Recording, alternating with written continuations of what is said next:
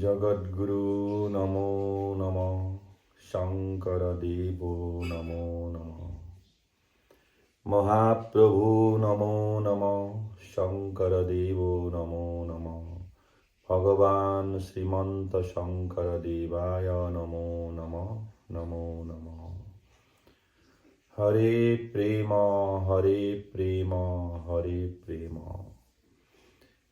প্রেমেই ঈশ্বর কর্মই ধর্ম প্রেমেই ঈশ্বর কর্মই ধর্ম।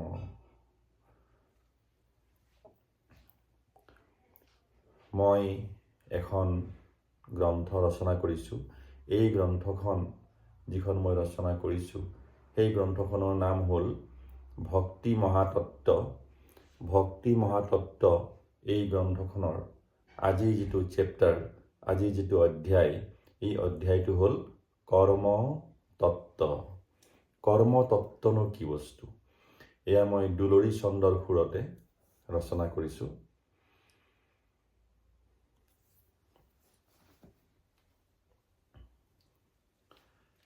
কৰ্মতত্ত্ব।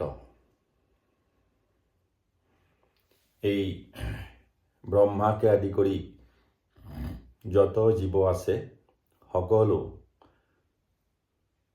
ব্ৰহ্মা বিষ্ণু শিৱ দুৰ্গা পাৰ্বতী, সকলো মনুষ্য, ৰাম হওক কৃষ্ণ হওক, সকলো মনুষ্য কাল আৰু কৰ্মৰ অধীন। কৰ্মফল সকলোৱে ভোগ কৰিব লাগিব, এয়া স্বতঃসিদ্ধ। ৰামেও কৰ্মফল ভোগ কৰিছে, কৃষ্ণও ভোগ কৰিছে, সকলোৱে ভোগ কৰিবই লাগিব।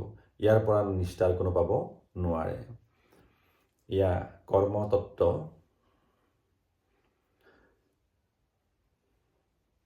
কৰ্মতত্ত্ব দুলৰী চন্দৰ সুৰত। এয়া ঘোষা হিচাপে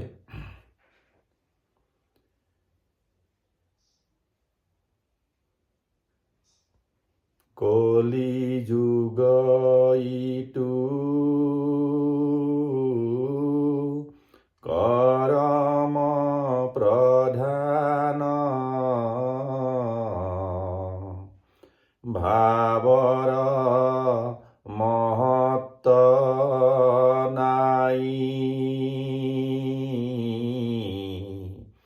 সত্য ত্ৰেতা আৰু দ্বাপৰ যুগত, অভাৱৰ ফল পাই।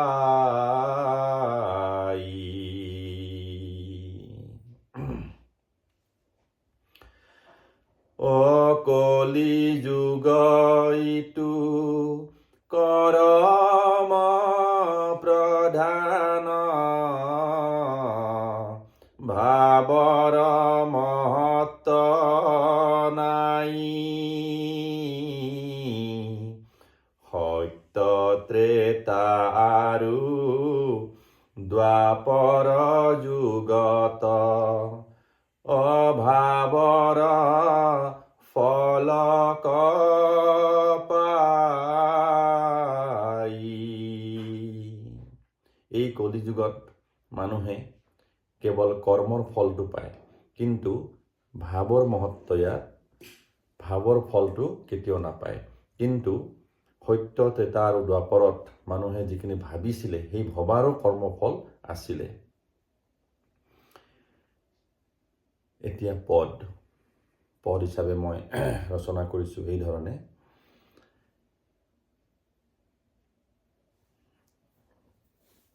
এই যি ৰচনা কৰিছোঁ, এয়া মোৰ ভক্তি মহাতত্ত্ব গ্ৰন্থখন মোৰ নিজৰ চিন্তন মননৰ পৰা সৃষ্টি হৈছে। গুৰুজনাৰ কৃপাত মোৰ অন্তৰৰ পৰা যিখিনি ওলাইছে, মনৰ ভাৱনাৰ পৰা যিখিনি ওলাইছে, সেইখিনি মই লিখি গৈছোঁ। এয়া সম্পূৰ্ণ মোৰ মৌলিকভাৱে মই সৃষ্টি কৰি বিজ্ঞানসন্মতভাৱে বাস্তৱবাদৰ আশ্ৰয় লৈ মই এইখিনি ৰচনা কৰিছোঁ। এয়া পদ। অসত্য যুগে জানা মৎস্য কুৰ্ময়াৰু বৰা জানা ত্ৰেতাৰ যুগত বামন পৰশুৰাম আৰু শ্ৰীৰাম জানা। সত্য যুগত অৱতাৰ হৈছিলে মৎস্য, কুৰুম, বৰাহ আৰু নৰসিংহ ৰূপত। ত্ৰেতা যুগত অৱতাৰ হৈছিলে বামন, পৰশুৰাম আৰু শ্ৰীৰাম হিচাপে।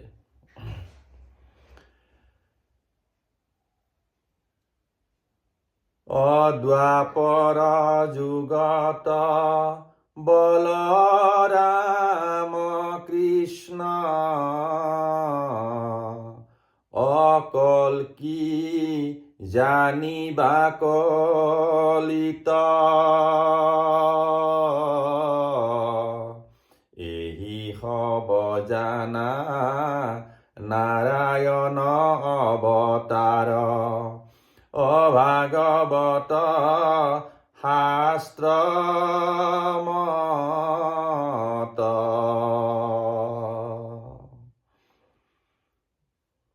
এয়া দ্বাপৰ যুগত বলৰাম আৰু কৃষ্ণ হিচাপে আহিছে আৰু কলি যুগত কল্কি অৱতাৰ হ'ব। এয়া নাৰায়ণৰ অৱতাৰ।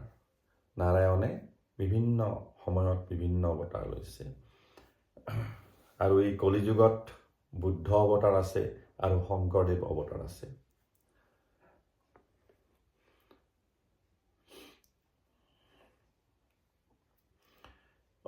বলি ৰাজা পুত্ৰী ৰত্নমালা জানা সুন্দৰী অনুপমায়তী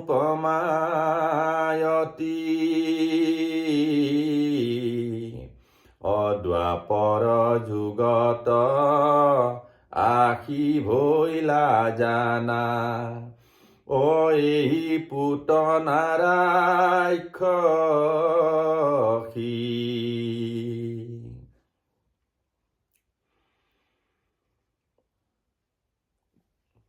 এই ত্ৰেতা যুগত বলি ৰজাৰ পুত্ৰী অৰ্থাৎ কন্যা আছিলে ৰত্নমালা।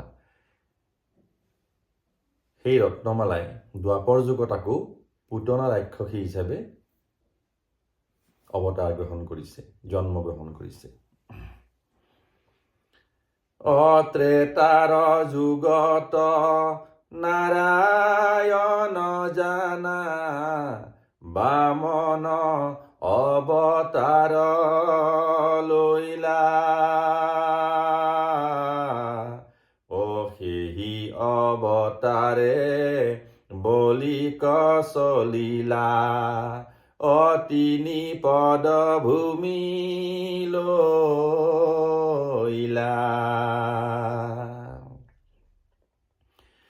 সেই সময়ত বামন ৰূপক ৰত্নমালাই দেখিলা দেখি সেই ৰূপ পুত্ৰবত ভাৱ ৰত্নমালাৰ জাগিলা।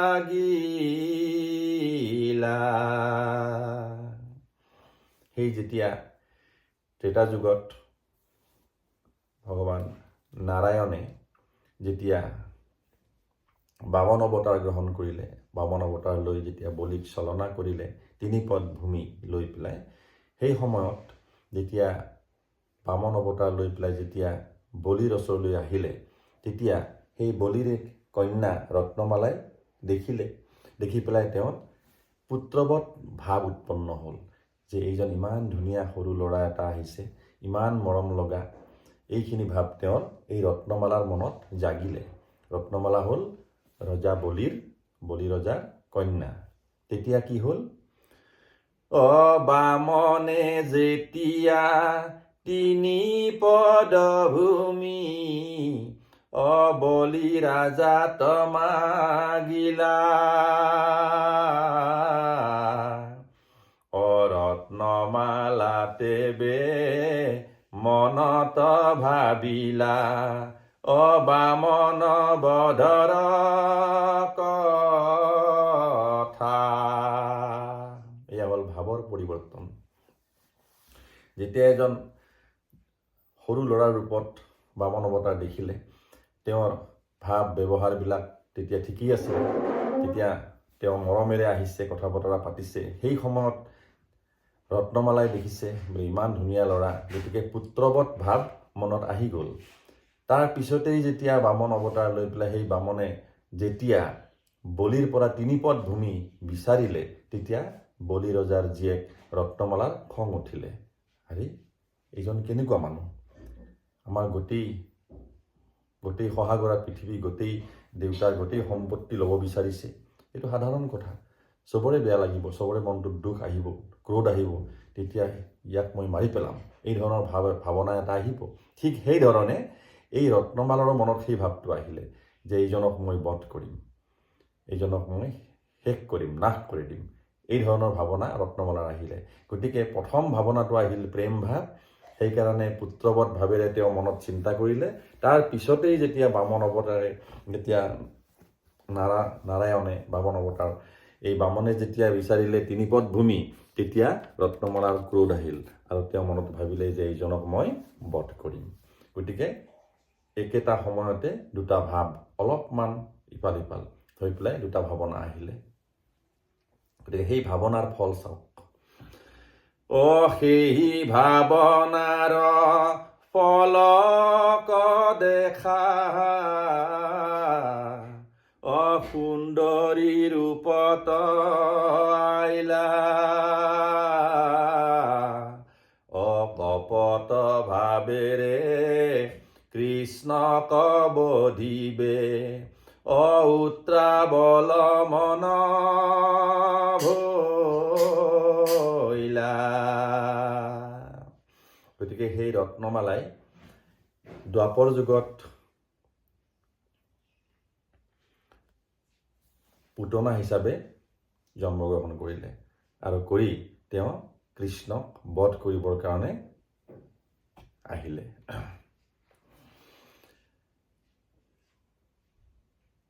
দয়াশীল কৃষ্ণ দয়াময় জানা পুতনাক চিনি পাইলা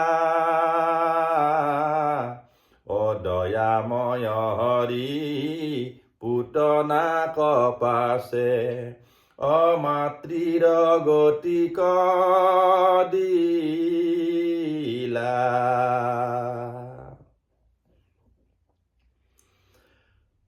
পতঞ্জলি যোগ শাস্ত্ৰ মতে জানা কৰ্ম 3 বিধ আছে।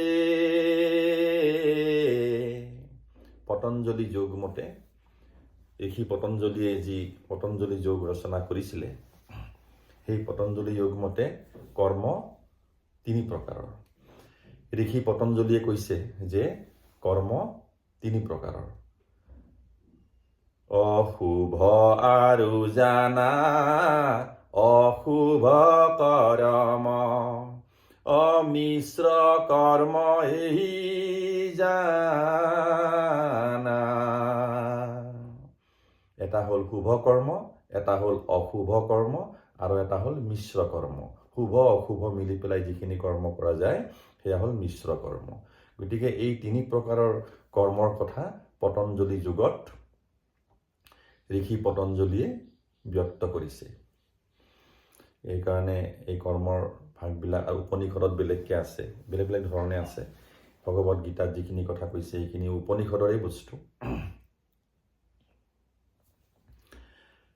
অশুভ কয় শুক্ল কৰ্ম বুলি আৰু এক মিশ্ৰ কৰ্ম। শুভ কৰ্মক শুক্ল কৰ্ম বুলি কৈছে।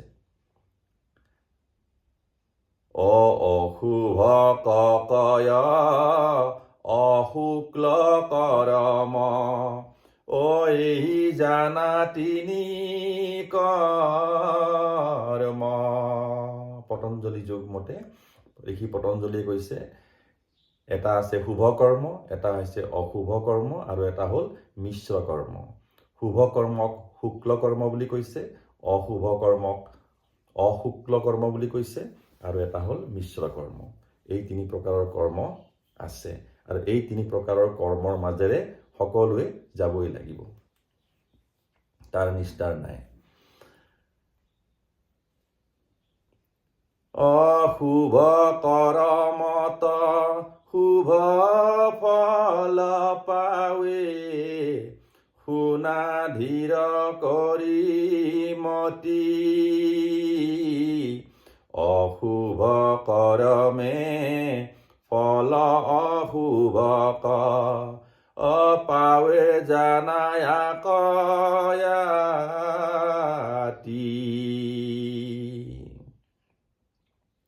শুভ কৰ্মৰ শুভ ফল, অশুভ কৰ্মৰ অশুভ ফল, আৰু মিশ্ৰ কৰ্মৰ মিশ্ৰ ফল। এইখিনি কথা ঋষি পতঞ্জলিয়ে পতঞ্জলি যোগ শাস্ত্ৰত তেওঁ ব্যক্ত কৰিছে।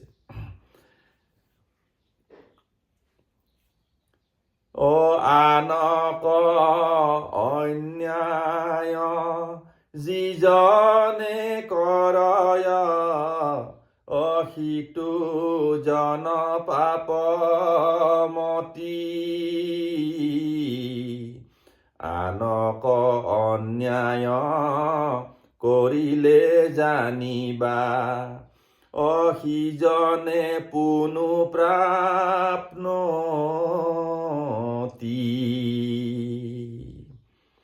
প্ৰাপ্নতি শব্দটো সংস্কৃত শব্দ মই ব্যৱহাৰ কৰিছোঁ, এইটো চন্দৰ খাতিৰত।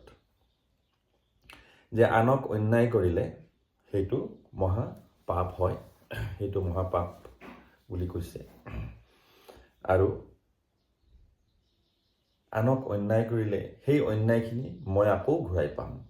গতিকে লাভ বিগেটছ লাভ, হেট্ৰেড বিগেটছ হেট্ৰেড।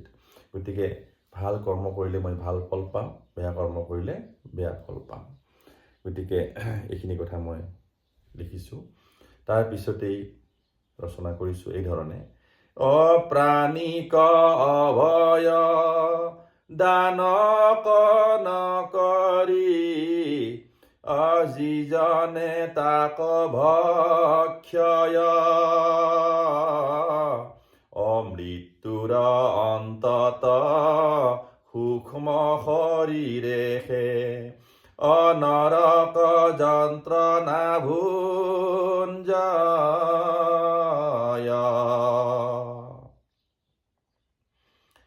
এটা উদাহৰণ যে আমি প্ৰাণীসকলক অভয়দান কৰিব লাগে। সেইটো নকৰি যেতিয়া আমি প্ৰাণীক পুহি শেষত গৈ পেলাই তাকে আকৌ বধ কৰি ভক্ষণ কৰোঁ, তেতিয়া তাৰ ফলটো কিন্তু অতি বিষময় হয়। তাক যিহেতু আমি বধ কৰিলোঁ, বধ কৰি তাৰ মাংস ভক্ষণ কৰিলোঁ, গতিকে তাৰ ফলটো আমি নিশ্চয় পাম। মৃত্যুৰ পিছততো পামেই, আৰু এই জন্মটো আমি পাম। তাৰ ফলটো কি হ'ব? নানা ৰোগ উৎপন্ন হ'ব, আৰু আয়ুস কমি আহিব, আৰু যন্ত্ৰণা পাব লাগিব। আৰু মৃত্যুৰ পিছত এই আমাৰ যিটো সূক্ষ্ম শৰীৰ, যিটো আত্মা, সেই আত্মাই গৈ নৰক যন্ত্ৰণা ভোগ কৰিব লাগিব। আমি যেনেকৈ পশু পক্ষী বধ কৰি ভক্ষণ কৰোঁ, আমাৰ মৃত্যুৰ পিছত সেই পশু পক্ষীসকলে আমাক যন্ত্ৰণা দিবৰ কাৰণে তেওঁলোকে ৰখি থাকে। গতিকে আমাৰ মৃত্যুৰ পিছত এই আত্মা যেতিয়া নৰক যন্ত্ৰণা ভোগ কৰিব, সেই নৰকলৈ যেতিয়া যাব, সেই তেওঁলোকে আকৌ আমাক যন্ত্ৰণা দিব। গতিকে এয়া হ'ল কৰ্মৰ ফল। That is the law of karma. Every action has opposite and equal reaction. সিজন মনুষ্যে ইহ সংসাৰত, ভুঞ্জিবে নানা যন্ত্ৰণা,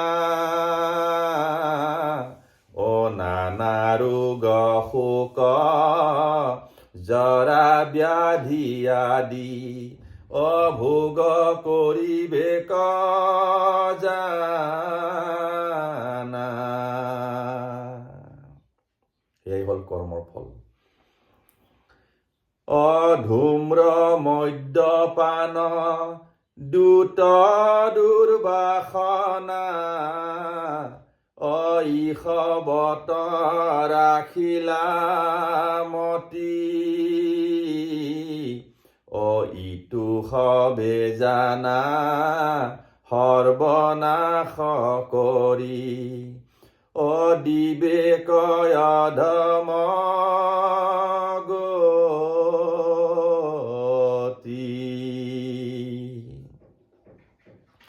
যিয়ে ধূম্ৰপান কৰে, বিড়ি চিগাৰেট সেৱন কৰে, মদ্যপান কৰে, আৰু দ্যুত মানে হ'ল জুৱা খেল, যিসকলে জুৱা খেল খেলিব, সেইবিলাক হ'ল দুৰ্বাসনা, আৰু সেই দুৰ্বাসনাত তেওঁলোকৰ মতি বাঢ়ি যাব। তেতিয়া যিসকলে এই ধৰণৰ কৰ্ম কৰে, এইবিলাক কৰ্ম হ'ল তামসিক কৰ্ম, ৰাজসিক কৰ্মৰ ভিতৰত পৰে। গতিকে এই ৰাজসিক আৰু তামসিক কৰ্মই মানুহক অধম গতিলৈকে লৈ গৈ থাকে, আৰু তাৰ ফলটো সদায় বেয়া হ'ব। এইটো কেতিয়াও ভাল ফল পাব নোৱাৰে, কাৰণ যিহেতু কৰ্মৰ সিদ্ধান্ত আছে, ভাল কৰ্মৰ ভাল ফল, বেয়া কৰ্মৰ বেয়া ফল, সাত্বিক কৰ্মৰ সাত্বিক ফল, ৰাজসিক কৰ্মৰ ৰাজসিক ফল, আৰু তামসিক কৰ্মৰ তামসিক ফল। আৰু এই কৰ্মফলৰ পৰা ব্ৰহ্মাকে আদি কৰি কোনোৱে হাৰি যাব নোৱাৰে। কৰ্মৰ ফল অৱশ্যম্ভাৱী, এয়া ভোগ কৰিবই লাগিব। আৰু এই কৰ্মৰ ফলমতেই জন্ম জন্মান্তৰে নানা প্ৰকাৰৰ জনিত আমি ভ্ৰমণ কৰি থাকিবলগীয়া হয়। এয়াই হ'ল কৰ্মৰ সিদ্ধান্ত।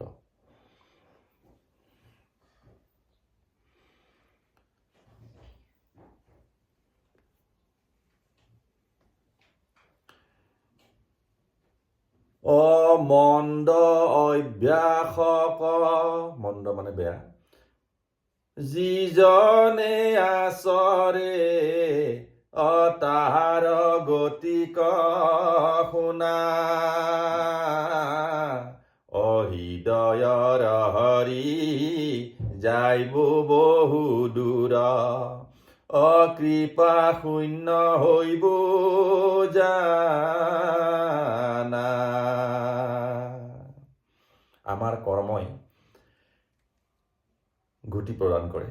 গতিকে এই যিটো সৎকৰ্মৰ সৎগতি, বেয়া কৰ্মৰ দুৰ্গতি, এয়াই হ'ল কৰ্মৰ সিদ্ধান্ত। যে মন্দ অভ্যাসক, যিসকলে, মন্দ মানে বেয়া, বেয়া অভ্যাস যিসকলে ধাৰণ কৰে, বেয়া অভ্যাসৰ পৰা যিসকলে বেয়া কৰ্ম কৰি গৈ থাকে, শেষত গৈ পেলাই তাৰ কৰ্মফলটো বহুতেই বেয়া হয়। আৰু সেই কৰ্মফলৰ পৰা আমি আঁতৰি থাকিব লাগিব। ধৰ্মৰ উদ্দেশ্যটোৱেই হৈছে এইটো। গুৰুজনায়ো কৈছে যে কায় বাক্য মন শুদ্ধ কৰি শুদ্ধ কৰ্ম কৰি গ'লেহে আমি শুদ্ধ ফল পাম, নহ'লে বিপদ অনিবাৰ্য। কৰ্মফলৰ পৰা আমি কেতিয়াও আঁতৰি যাব নোৱাৰোঁ।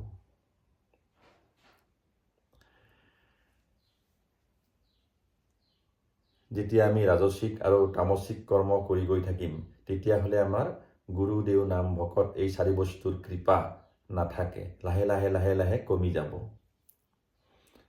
নিৰাকাৰ ঈশ্বৰ ভগৱন্তৰ কৃপাও নাথাকে, ঈশ্বৰৰ কৃপা লাহে লাহে কমি যায়, আৰু তেতিয়া গৈ পেলাই এই খালত পৰিবলগীয়া হয়।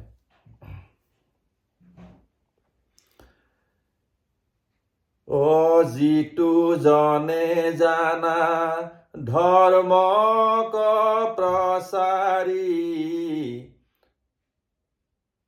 মৃত্যু দণ্ড লভিলা,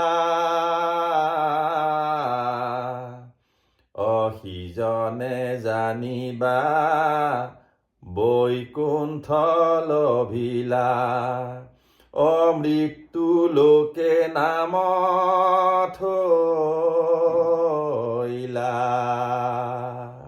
কিছুমান এনেকুৱাও আছে যে ধৰ্ম প্ৰচাৰ কৰোঁতে কৰোঁতে মৃত্যুদণ্ড লাভ কৰিছে। উদাহৰণ প্ৰভু যীশু। মই লিখিছোঁ, যীশুক দেখা নৰলোক যত, পৃথিৱীত উজলিলা ৰাজাৰ আদেশে মৃত্যুদণ্ড পাইলা জাতিষ্কাৰ হৈয়া ৰহিলা।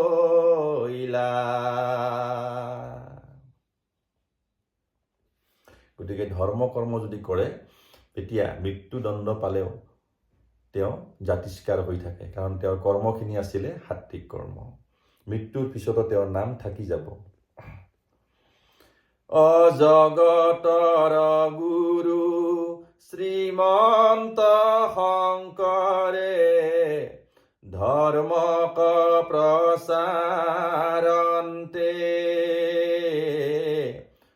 ৰাজাৰ আদেশে জোঁৱাই বধ ভৈলা অজানিবা মহন্তে।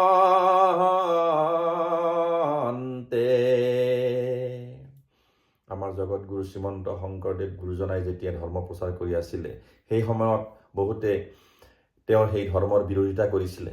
কিন্তু সেই সময়ত ৰজা, আহোম ৰজাৰ সময়ত সেই ৰজাই তেওঁৰ জোঁৱাই হৰিক বধ কৰিছিলে। তথাপি গুৰুজনাই কিন্তু ধৰ্ম প্ৰচাৰ এৰা নাছিলে। তেওঁ নিজৰ মিছন, তেওঁৰ নিজৰ যিটো আদৰ্শ ধৰ্ম দৰ্শনত তেওঁ আগবাঢ়ি গৈছিলে। আৰু সেয়েহে তেওঁ মৃত্যুৰ পিছতো, মহাপ্ৰয়াণৰ পিছতো তেওঁৰ নাম উজ্জ্বল হৈ আছে। এয়াই হ'ল সাত্বিক কৰ্মৰ সাত্বিক ফল। এয়া হ'ল এটা জ্বলন্ত উদাহৰণ।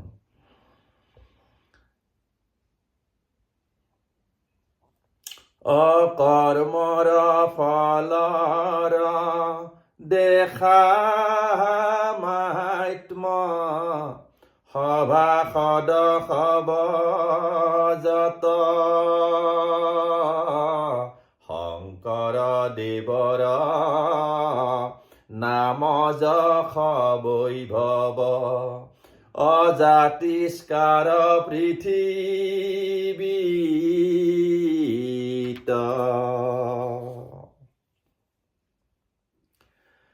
নানা দুখ সহি ধৰ্ম প্ৰচাৰিলা ভাৰত নেপাল ভ্ৰমি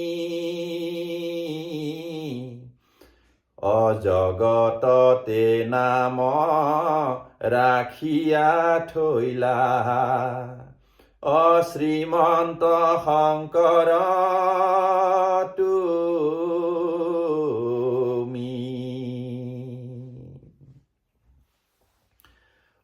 গীতাৰ মধ্যত শ্ৰীকৃষ্ণে কহিলা অকৰ্মৰ প্ৰকাৰ জানা অপ্ৰাৰব্ধ কৰ্ম সঞ্চিত কৰ্ম অক্ৰিয়মান কৰ্ম জানা। শ্ৰীমদ ভগৱদ গীতাত ভগৱান শ্ৰীকৃষ্ণই কৈছে যে কৰ্ম তিনি প্ৰকাৰৰ আছে: প্ৰাৰব্ধ কৰ্ম, সঞ্চিত কৰ্ম আৰু ক্ৰিয়মান কৰ্ম। প্ৰাৰব্ধ কৰ্ম হ'ল পূৰ্বজন্মবিলাকৰ যিখিনি সঞ্চিত কৰ্ম হৈ আহে, সেইখিনি হ'ল প্ৰাৰব্ধ কৰ্ম। আৰু সঞ্চিত কৰ্মটো সেইটো হৈ জমা থকা কৰ্মটো, আৰু ক্ৰিয়মান কৰ্ম হ'ল বৰ্তমান কৰ্ম। গতিকে এই তিনি প্ৰকাৰৰ কৰ্মৰ বিষয়ে ভগৱদ গীতাটো কৈছে। আৰু সেইখিনি কথা হ'ল উপনিষদৰ কথা। সেই উপনিষদৰ কথাখিনি ভগৱদ গীতাত ভগৱান শ্ৰীকৃষ্ণৰ মুখেৰে তেওঁ কৈছে। আৰু ভগৱদ গীতা ৰচনা কৰিছিলে কোনে? ৰচনা আচলতে নহয়, এইটো কম্পাইলেশ্যন হয়। এয়া হ'ল ব্যাসদেৱে কৰিছিলে।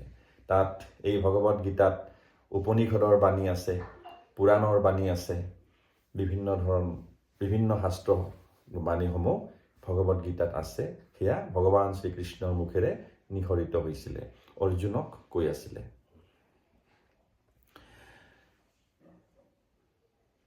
অপূৰ্ব জনমৰ কৰ্মৰ ফলক এই জনমত পাই ইহা কবুলয় প্ৰাৰব্ধ কৰম নাৰদত দেখা পাই। মই এটা উদাহৰণ দিছোঁ। নাৰদ আছিলা দাসী পুত্ৰ জানা, পূৰ্ব জনমত জানা, কৰম ফলত পৰ জনমত, দেৱ ঋষি ভৈলা জানা। এয়া হ'ল কৰ্মফল। এই পূৰ্বজন্মৰ কৰ্মফলটো যেতিয়া পিছৰ জন্মলৈকে আহিলে সেয়া হ'ল প্ৰাৰব্ধ কৰ্ম। এই নাৰদৰ জন্মৰ যিটো কথা, এইখিনি প্ৰাৰব্ধ কৰ্মৰ উদাহৰণ দিছোঁ। ভৰত ৰজাই এক হৰিণক পালিলা ৰংগ মনে, মৃত্যু সময়ত হৰিণৰ চিন্তা, আহিলে কটাৰ মনে। মৃত্যুৰ পাছত পৰ জনমত, হৰিণ জনম পাইলা, অন্তে যে নমতি পাইলা নৃপতি, হৰিণ জনিক পাইলা।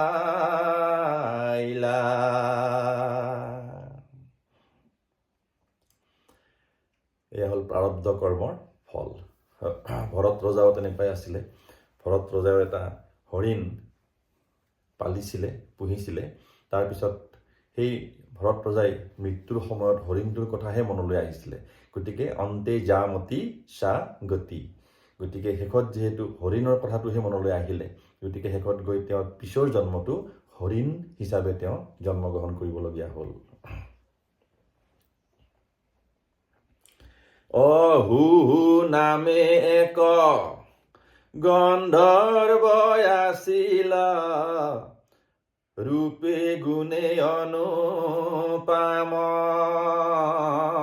সৰোবৰ মাজে জলৰ ভিতৰে, দৰাইলন্ত হুম হুম।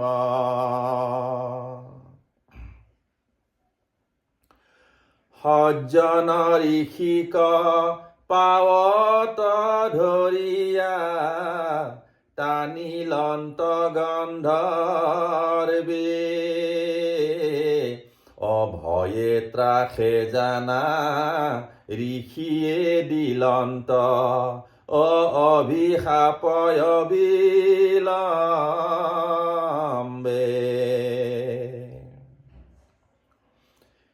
হু নামৰ এজন গন্ধৰ্ব আছিলে।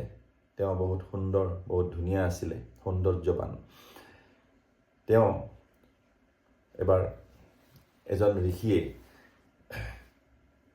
সৰোবৰত গা ধুই আছিলে, স্নান কৰি আছিলে। সেই সময়ত তেওঁ তলৰ ফালে গৈ পেলাই, পানীৰ তলত গৈ পেলাই ঋষিজনৰ ভৰিত ধৰি টানি আনিলে। তেতিয়া ঋষিজনে বহুত ভয়াৰ্ত হৈ গ'ল, বহুত ভয় পালে।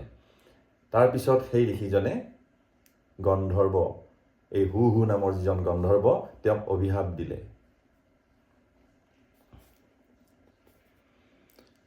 সেই অভিশাপত পৰি তেওঁ গ্ৰাহ হিচাপে জন্মগ্ৰহণ কৰিবলগীয়া হ'ল। গ্ৰাহ মানে ঘৰিয়াল। অভয়ে ত্ৰাসে জানা ঋষিয়ে দিলন্ত, অভিশাপ অবিলম্বে,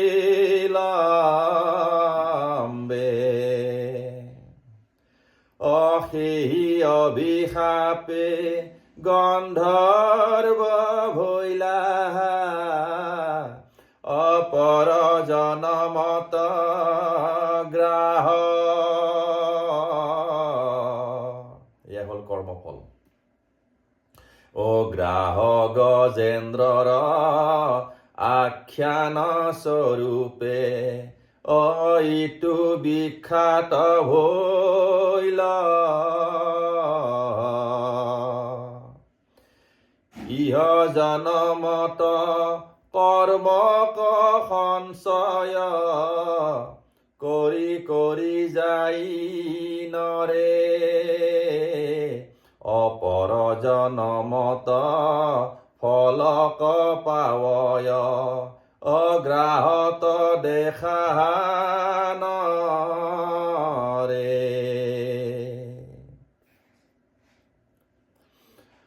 পূৰ্বৰ বহুত জনমৰ ফল আৰু ইহ জনমৰ হবেও মিলিয়া সঞ্চিত কৰম এই তত্ত্ব কৰম ভীষ্মক দেখা হবেও জানা হৰসজ্জাত আছিলে সৰ্পক দিলা কাটাৰ সজ্জাক আপুনি তাক ভুঞ্জিলে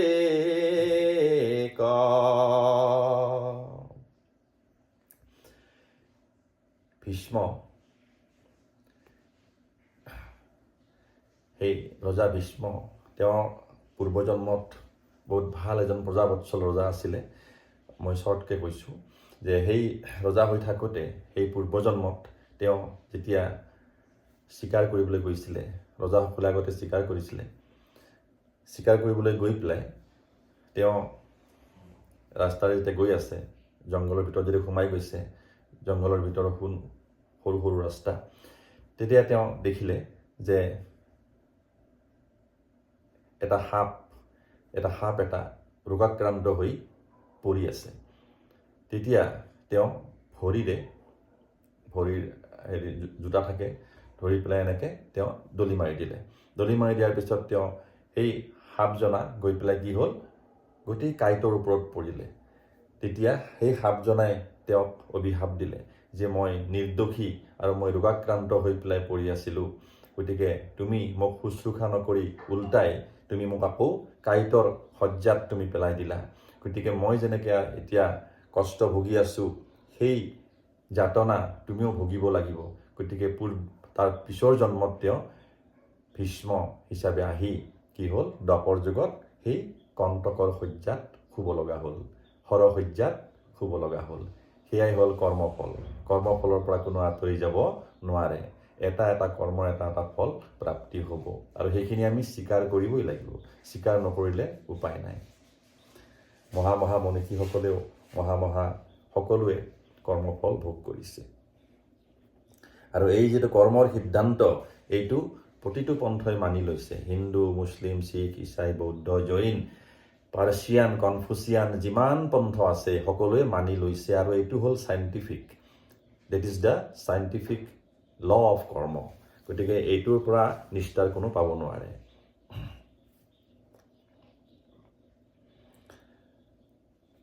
পক্ষীৰ এশটা ডিম্বক ফুটায়া যিটো কৰ্ম কৰিলন্তি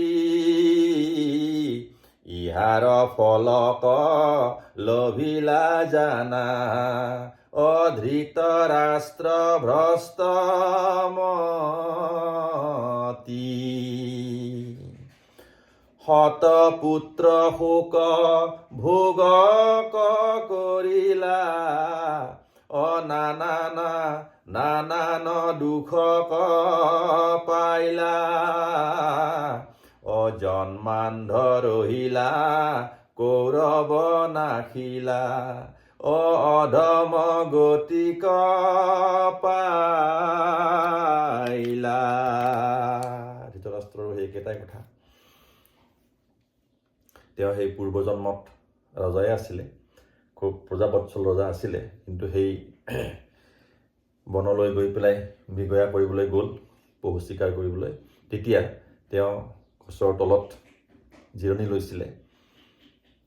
গছৰ ওপৰত তাত দেখিলে যে পক্ষী আছে, সেই পক্ষীয়ে তাত কণী পাৰিছিলে। সেই কণীবিলাক তেওঁ এটা এটাকৈ ফুটাই গ'ল। দেখিলে যে 100টা কণী তেওঁ ফুটালে, আৰু শেষত সেই যিটো কৰ্মৰ ফল, তেওঁ কি হ'ল, অন্ধ হ'ল। নেক্সট জন্মত ৰজাই হ'ল, কিন্তু তেওঁ অন্ধ হ'ল, আৰু 100টা পুত্ৰ তেওঁৰ বিয়োগ হ'ল। এয়াই হ'ল কৰ্মফল। টিট ফৰ টেট। এইবিলাক মানে কৰ্মফলৰ পৰা কোনো আঁতৰি যাব নোৱাৰে। ধৃতৰাষ্ট্ৰৰ ঠিক তেনেকুৱাই হৈছিলে। এইবিলাক উদাহৰণ মই দিছোঁ। কৰ্মফলটো বুজিবৰ কাৰণে কিছুমান উদাহৰণ দিলে কি হয়, বুজিবলৈ সহজ হৈ যায়। ইহ জনমত যি হব কৰম, অকৰিয়া চয় হবে। ইহাক কয় ক্ৰিয়মান কৰ্ম, অজানিবা মহন্ত হবে। এই জন্মত আমি যিবিলাক কৰ্ম কৰি আছোঁ, সাত্বিক, ৰাজসিক, তামসিক, এই সকলোবিলাক কৰ্ম কি কয়, ক্ৰিয়মান কৰ্ম, মানে প্ৰেজেণ্ট ফৰ্মত আছে। এই কৰি আছোঁ আমি। গতিকে ইহ জন্মত কৰা কৰ্মবিলাক হ'ল আমাৰ ক্ৰিয়মান কৰ্ম, অৰ্থাৎ প্ৰেজেণ্ট কৰ্ম। বলিৰ প্ৰতাপে ত্ৰৈলোক্য কম্পিল, দেৱ দেৱী ত্ৰাস ভৈলা। বলিৰ ভয়ত মৃত্যু লোকে আখি, ভিক্ষা মাগিবা কলৈলা।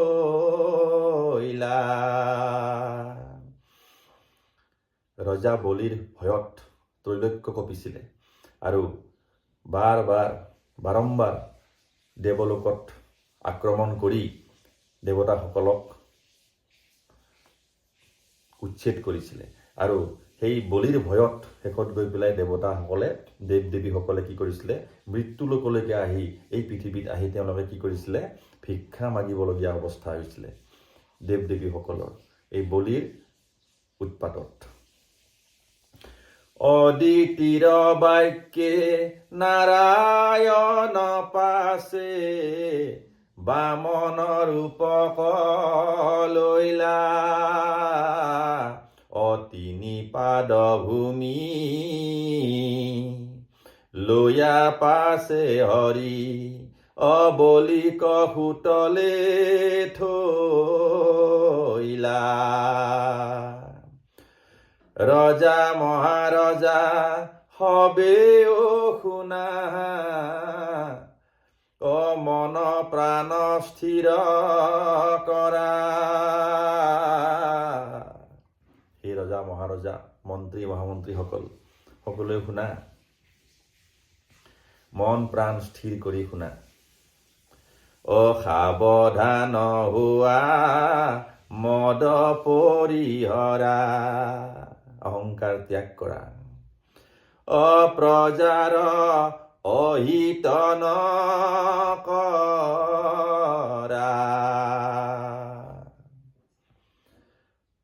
প্ৰজাৰ শোষণ নিজৰ পোষণ, এই জানা মহাপাপ। প্ৰজাক সুখীয়া বংশক পোষিলে, পাইবা মহাতাপ।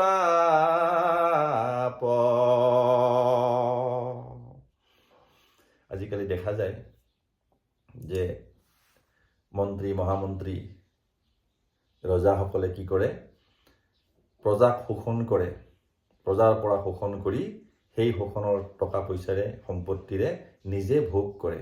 কিন্তু এইটো হ'ল মহাপাপ। এই পাপৰ পৰা সদায় আঁতৰি থাকিব লাগে। এই পাপৰ কিন্তু নিস্তাৰ নাই, তাৰ ফল পাই ভোগ কৰিব লাগিব। এয়াই হ'ল কৰ্মৰ সিদ্ধান্ত। ইয়াৰ পৰা কোনো আঁতৰি যাব নোৱাৰে। সেহি তাপে আখি কালৰ ৰূপ ধৰি, কৰিব সৰ্বনাশ। ধন নাশ হইব, শোক জমা হইব, সৰ্বনাশ সৰ্বনাশ।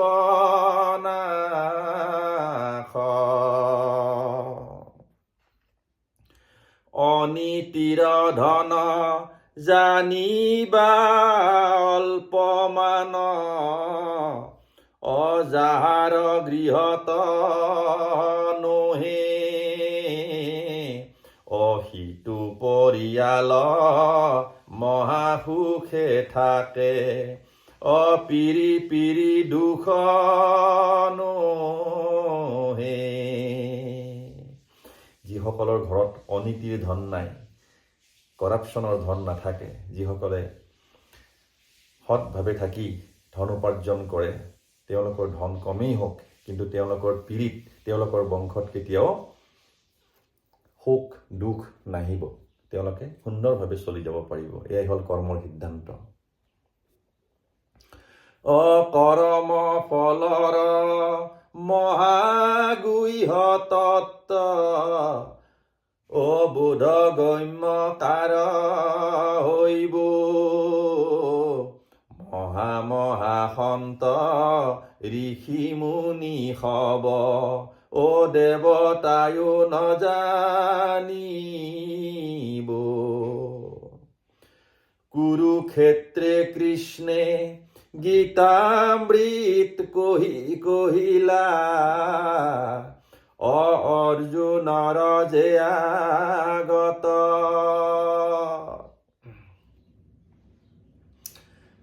তাৰ পাছে জানা অৰ্জুনে কহিলা, কহিও পুনুয়ামাত।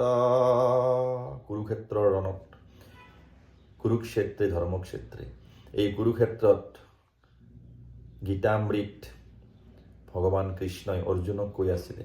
যেতিয়া কোৱা শেষ হ'ল, তাৰপিছত অৰ্জুনে আকৌ ক'লে যে হে প্ৰভু, মোক আকৌ এবাৰ এই গীতামৃত শুনোৱা, ভগৱত গীতাৰ যে অমৃত বাণী তুমি শুনালা, আকৌ এবাৰ মোক শুনোৱা বুলি পেলাই ভগৱান কৃষ্ণক অৰ্জুনে অনুৰোধ কৰিলে। তেতিয়া ভগৱন্তই কৈছে, ভগৱন্তে কৈলা শুনিও অৰ্জুন, তুমি সখা মোৰ প্ৰাণ, সেই সময়ত ধ্যানত আছিলো, এবে ভৈলা বিস্মৰণ। তেতিয়া ভগৱন্তই কৈছে যে হে অৰ্জুন, সেই সময়ত তোমাক যেতিয়া মই কৈ আছিলোঁ গীতামৃত, সেই সময়ত মই ধ্যানত আছিলোঁ, সেয়েহে মই তোমাক সম্পূৰ্ণৰূপে ক'ব পাৰিছিলোঁ। এতিয়া মই ধ্যানত নাই, গতিকে বিস্মৰণ হৈ গ'ল, এতিয়া মই চব পাহৰি গ'লোঁ। গতিকে এতিয়া মই তোমাক আকৌ পুনৰ গীতামৃত ক'ব নোৱাৰোঁ, শুনাব মই তোমাক নোৱাৰোঁ, এই বুলি ভগৱন্তই ক'লে। অজগতৰ নাথ অনাথৰ নাথ, যাৰ ভৈলা বিস্মৰণ, পৰম আত্মাৰ সৰ্বকৰ্ম জানা, মহাৰহস্য গহন,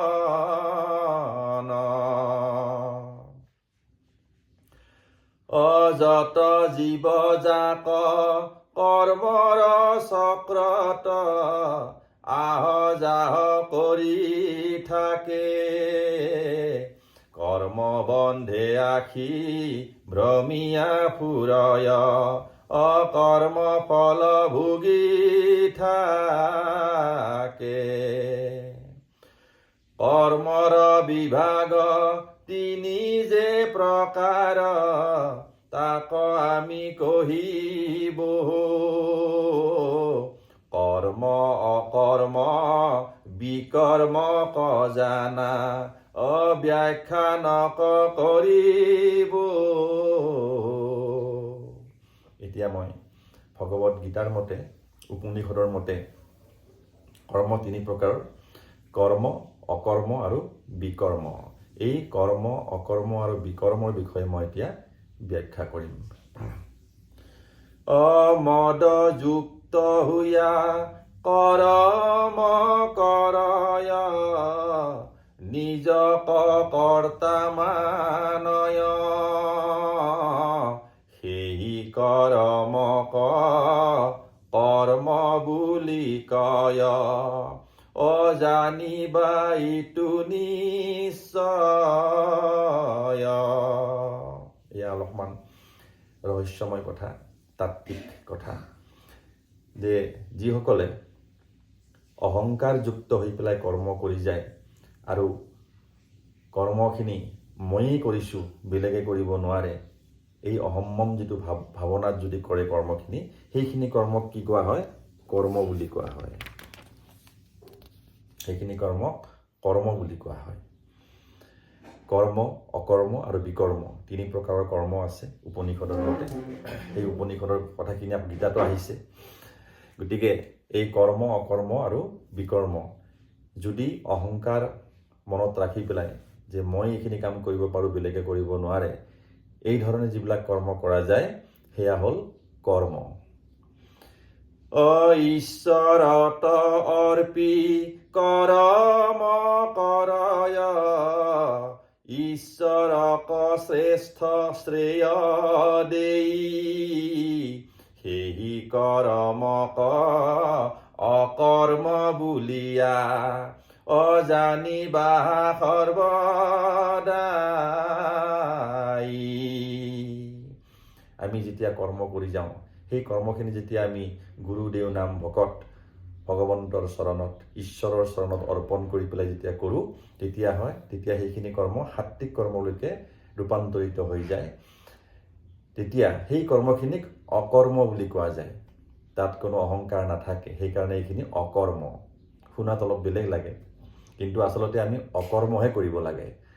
কৰ্ম আৰু বিকৰ্ম কৰিব নাপায়, আমি অকৰ্ম কৰিব লাগে। অকৰ্মত মদ অৰ্থাৎ অহংকাৰ নাথাকে আৰু গোটেইখিনি কৰ্ম আমি ঈশ্বৰত অৰ্পণ কৰি গুৰুজনাক অৰ্পণ কৰি পেলাই যেতিয়া কৰোঁ, সেই কৰ্মখিনি অকৰ্ম হৈ যায় আৰু সেইখিনি সাত্বিক কৰ্মলৈকে পৰিৱৰ্তিত হৈ যায় আৰু তেতিয়া আমি বেয়া কৰ্ম কৰিব নোৱাৰিম। আৰু এইখিনিকে অকৰ্ম বুলি কোৱা হৈছে। গতিকে কৰ্ম আৰু অকৰ্ম। অমদহীন হুয়া অহংকাৰ শূন্য হৈ পেলাই কৰম কৰয় সদা হৰি নাম লৱে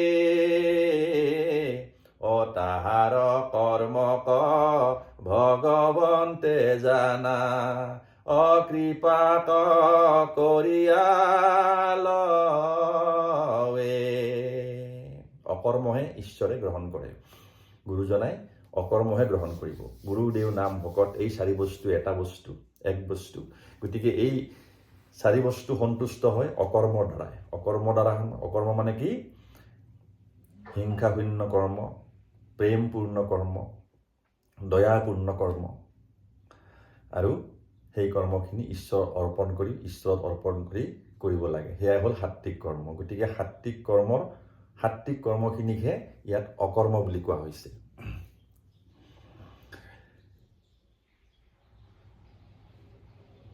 অকৰ্ম যিসবে কৰি আছয় সেই জানা শুভ কৰ্ম তাকেহে জানিবা ভগৱত কৰম অকৰ্ম অতি উত্তম। গতিকে উত্তম কৰ্ম হ'ল অকৰ্ম কৰ্ম। অকৰ্মটো হ'ল উত্তম। কৰ্ম হ'ল অহংকাৰেৰে পৰিপূৰ্ণ হৈ থাকে আৰু বিকৰ্ম কৰিব নাপায়।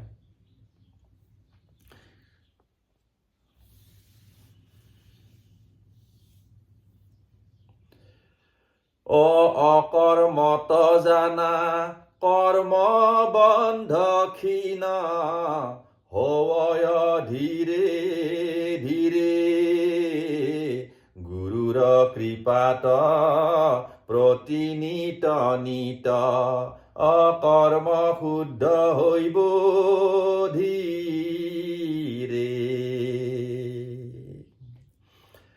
কৰ্তা ভাৱ ৰাখি অথবা নাৰাখি অশুভ কৰ্ম কৰয়, মন্দ কৰ্ম জানিবা সৰ্বদা অবিকৰ্ম বুলি কয়।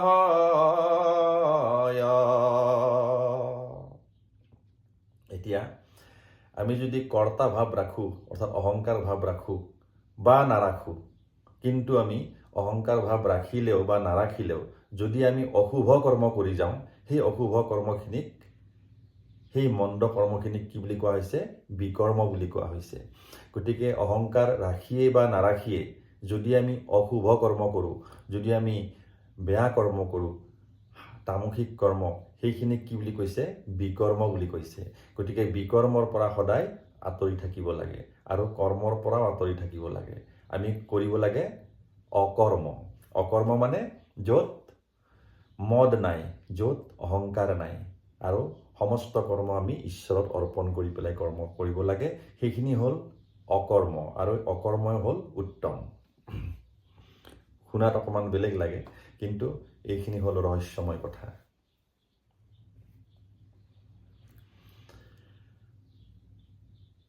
গুৰুৰ কৃপা হৃদয়ে ধৰিয়া ব্যাখ্যা নকৰিলো, হ্ৰস্ব দীৰ্ঘ যত দূষণ মাৰ্জন, অক্ষমা ভিক্ষা মাগিলো।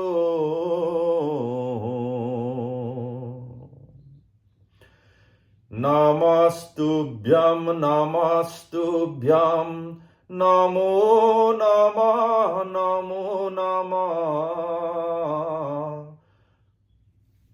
জগৎগুরু নমো নমঃ, শঙ্কর দেব নমো নমঃ।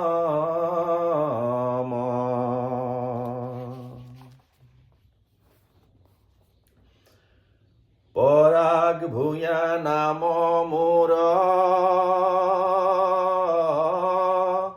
অসম ভূমিত জন্ম, বিৰচিলো মহাতত্ত্ব কথা। ও হৰে প্ৰেম বোলা হবে নৰলোক, অসৰ্বসিদ্ধি জানিবা সৰ্বথা। পৰাগ ভূঞা নাম মোৰ অসম ভূমিত জন্ম, বিৰচিলো মহাতত্ত্ব কথা। হরে প্রেম বোলা হব নরলোক, অসর্বসিদ্ধি জানিবা সর্বথা।